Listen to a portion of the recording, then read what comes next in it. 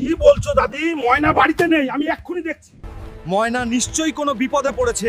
আমার মন বলছে খারাপ কিছু হয়েছে। যদি আমার বউয়ের কোনো ক্ষতি হয় আমি কাউকে ছাড়বো না। হাল্ক ভাই, গজরাজ মহাজন তোমার বউকে তুলে নিয়ে গেছে। তোমার নাকি অনেক টাকা দেনা আছে। কি গজরাজ মহাজন? ওর এত বড় সাহস আমার বউকে হাত দিয়েছে। ওই গজরাজ, আমার বউকে ছেড়ে দে বলছি। ওরে হাল্ক, তুই আমার 20 লাখ টাকা শোধ করবি, তবেই তোর বউকে ফেরত পাবি। 20 লাখ টাকা? এত টাকা আমি এখন কোথায় পাবো? হাতে তো সময় নেই। নাজমুল কাকুর কাছে গিয়ে দেখি যদি কিছু সাহায্য পাই। নাজমুল কাকা, বিপদ আমার ঘাড়ে নিঃশ্বাস ফেলছে, আমাকে কিছু টাকা ধার দাও, আমার বউকে বাঁচাতে হবে। দেখো হাল্ক, আজকাল টাকার যা বাজার, আমি তোমাকে এক পয়সাও দিতে পারবো না। অন্য কোথাও দেখো।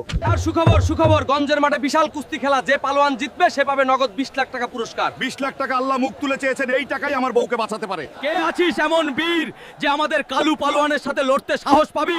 শুরু হতে যাচ্ছে মহাযুদ্ধ। একদিকে হাল্ক, অন্যদিকে কালু পালোয়ান। পুরস্কার 20 লাখ টাকা। বন্ধুরা, আমার বউয়ের জীবন এখন তোমাদের হাতে।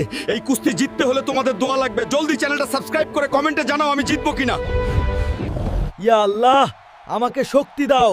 ধর বেটাকে ধপাস। জিতে গেল হাল্ক, অবিশ্বাস্য শক্তি।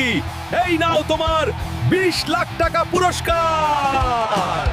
এই নে গজরাজ, তোর 20 লাখ টাকা। আর কোনোদিন যদি আমার বা আমার বউয়ের ছায়া পাড়াছো, তবে তোকে মাটির নিচে পুঁতে রাখবো।